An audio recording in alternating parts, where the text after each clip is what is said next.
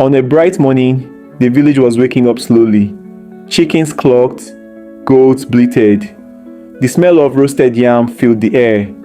Samuel, a young man with a kind smile, walked to the market with a basket of herbs to sell. Samuel had a secret. He was born with epilepsy. He had learned to hide it, but that day, it came out. As he bent down to pick up a tomato, everything went blurry. The sounds around him faded. Then he fell. His body shook uncontrollably.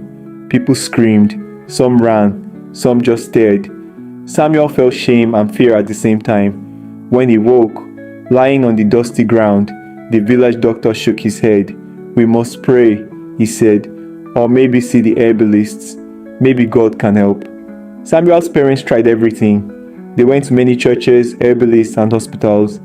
Every place gave hope and failed. At night, Samuel would kneel by his window. He whispered prayers no one heard. "God, please, heal me. Let me live like others." Sometimes, his whisper became tears. He cried for a normal life, for friends who laughed without fear, for days without illness. The villagers began to gossip. Some said he was cursed. Others whispered he had done something wrong. Samuel heard them, but he stayed silent. He had learned that the loudest voices often do not understand quiet hearts. One day, Samuel and his parents went to a big church. People said miracles happened there. Inside, the air smelled of incense.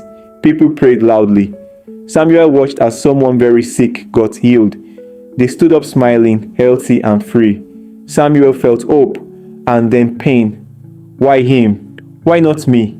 Why did God heal someone else and not me? He ran outside crying and sat under a mango tree. Sunlight danced through the leaves. Samuel felt angry, sad and confused. Then, inside his heart, a quiet voice spoke. "You are still here. You can still breathe. You can still hope." Samuel understood something important. Faith is not only about miracles. Faith is about keeping going, even when life is hard. Faith is about seeing beauty in small things. The shade of a tree, a friend's smile, sunlight on your face. He laughed softly, not because he was healed, but because he had survived, because he kept his heart alive, because he learned that God's love is not only in healing the body, but in giving the heart strength. Life went on. Samuel still had seizures sometimes, but now he had hope, courage, and quiet joy. He began teaching children in the village that being different is not bad, that hope is a choice, that life can be beautiful even with struggles. Sometimes he made mistakes teaching. He tripped or mixed up words, and the children laughed. He laughed too. Life could make you cry and make you laugh at the same time. One evening, Samuel watched the sunset. Gold and red colors filled the sky. He whispered a prayer. "Thank you, God, for the strength to keep going, for showing me that faith is living, not just waiting, and for teaching me to see beauty in the shadows." He smiled quietly. Every trial had made him stronger. Every struggle had taught him courage. And to you listening, your struggles do not mean God has forgotten you. Your trials do not mean there is no hope. Keep praying. Keep moving. Keep living with courage. Shadows cannot exist without light. Samuel was excited. University was finally here. He dreamed of new friends, freedom, and chances to start fresh. The sun was shining, the campus full of life, and he felt happy. But life had a surprise. One afternoon, during a quiet lecture, Samuel's hand shook. His pencil fell. His body went stiff. He couldn't control it. When he woke up, people were staring. His notebook was crumpled on the floor. The doctor called it epilepsy. Samuel didn't choose it, but it chose him. Seizures came at the worst times, during exams, in the library, even while eating in the cafeteria. Sometimes people laughed. Some professors didn't understand. Samuel felt ashamed. One day during an important exam, his hands shook so badly that he ruined all his papers. He wanted to disappear, but then he noticed others around him. A girl was hiding her inhaler. A boy held his stomach quietly, Another student whispered a prayer. Everyone had a hidden battle. Everyone. One day, Samuel found a small room in the library basement. A sign said, "Quiet Warriors, support group for students with hidden illnesses." He was nervous but went inside. The room was warm, full of coffee smells and quiet voices. Students shared their stories. A girl with lupus painted while fighting pain. A boy with depression talked about his nights alone but still finding hope. Another student with diabetes shared how he managed life but still dreamed big. Samuel spoke too. He told them about his epilepsy, his fear, and his shame. They didn't judge. They listened, laughed a little at the funny moments, and prayed together. In that room, Samuel felt God's love. He realized that God was in the kindness, in the understanding, in the laughter, and even in the tears. From that day, Samuel stopped hiding. He learned to laugh at his mistakes, to pray when scared, and to trust God. Life was hard, yes, but also beautiful. He learned something important. Everyone has battles, seen or unseen, but no one is truly alone. So, if you are watching this, remember, your struggles matter, your courage matters, you are never alone. God sees you, and there are people who care, even if you cannot see them yet.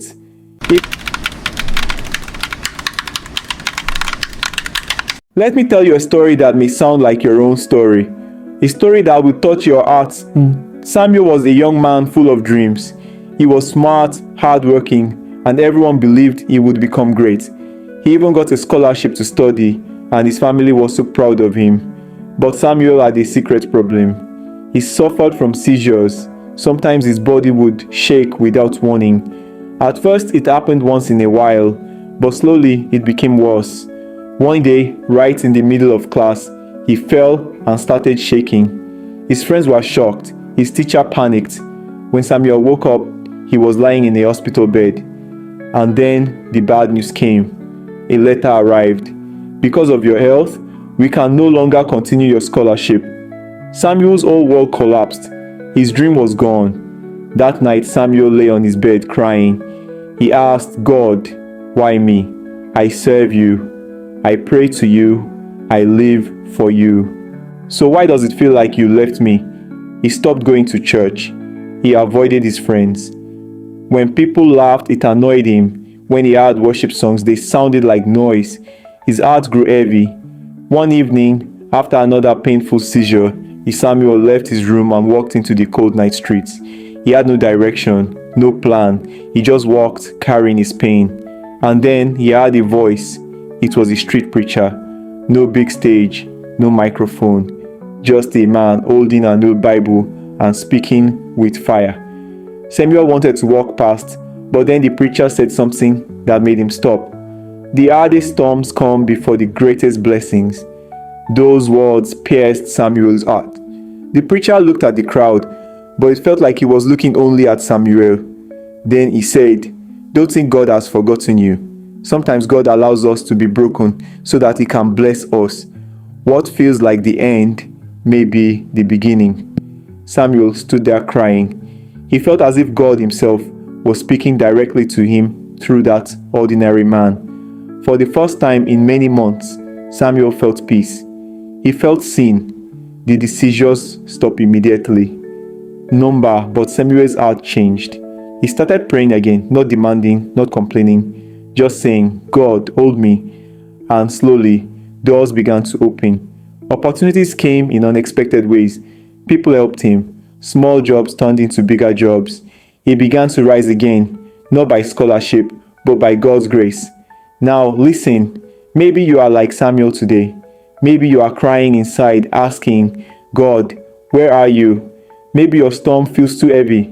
But hear this, just as a seed must break in the soil before it grows into a tree, sometimes your breaking is not your end, it's your beginning.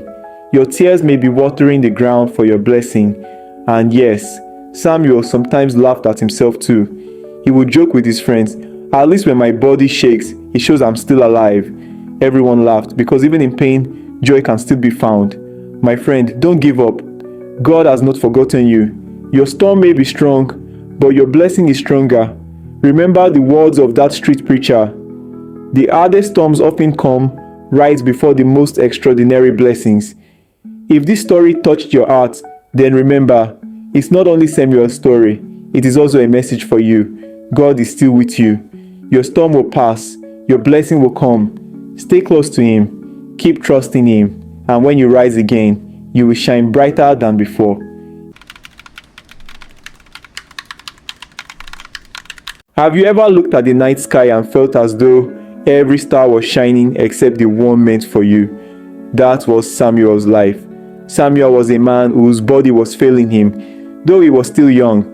The doctors had no solution. Friends who once laughed with him slowly began to disappear.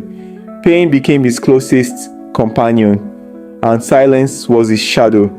But Samuel was stubborn. Not the kind of stubborn that makes you argue in the market over the price of tomatoes. Number is was the stubbornness of a man who refused to let life crush his spirit. Every morning, he tried one thing or another. He boiled herbs. He whispered prayers until his voice cracked. He even tried drinking bitter concoctions from old village healers.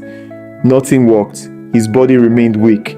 And yet, something unexpected happened. One night when pain was too much to bear, Samuel picked up a pen and a notebook.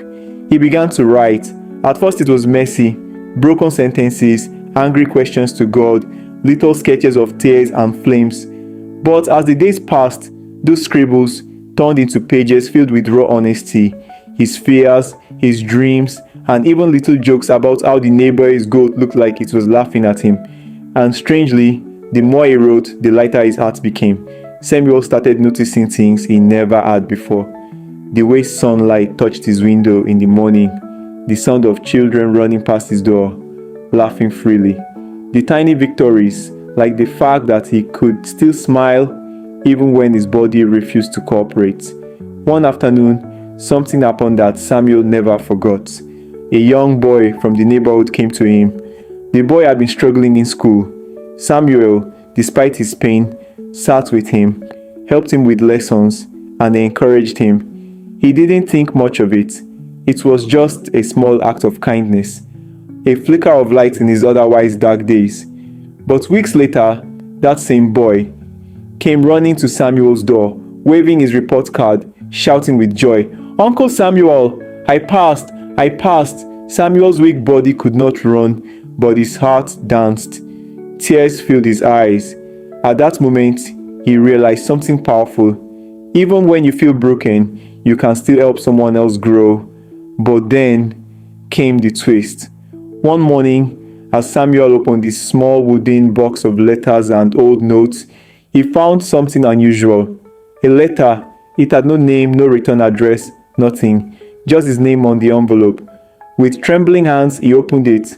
The letter said, "I know your pain. I once walked the same road. I was healed. Not by medicine, not by men, but by finding peace in God in a way the world could not explain. Do not give up. What looks like the end is often the beginning." Samuel sat frozen. Who sent this? How did they know his struggle? He laughed nervously. Maybe it's the goat. Maybe the goat wrote me a letter. But deep inside, he felt something stir. Was this a message from God? A reminder that he was not forgotten? From that day, Samuel's prayer changed. He no longer begged God for instant healing. Instead, he prayed for strength to walk the journey, and the more he prayed, the more he noticed. While his body had not yet changed, his heart was healing. He had peace, real peace. The kind that no pill, no doctor, and no human promise could ever give. And soon, people started noticing Samuel himself was changing. He laughed more, even joked about his struggles. He listened to others. His little journal became a treasure chest of hope for those who came to him. He was still sick, yes, but now he was alive, truly alive. My friend, listen. Healing is not always a miracle you can see with your eyes. Sometimes healing starts inside. It starts when you realize that your pain can still produce purpose, that your scars can still become stories of victory. God does not waste pain, and Samuel's life proved that. Maybe you too are fighting silent battles. Maybe you've prayed and nothing seems to change. Listen, don't give up. Your story is not over. God is not finished with you. Sometimes the miracle is not in the healing of the body, but in the awakening of the soul. And when the soul is awake, even the darkest night begins to shine. My dear viewer, if this story touched you, don't keep it to yourself. Share it with someone else who needs hope.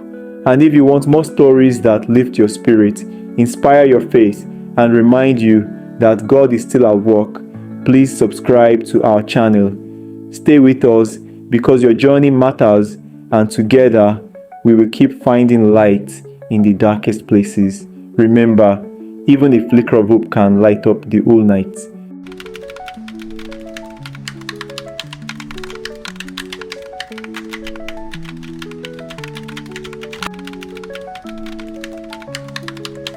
Please like, share and subscribe.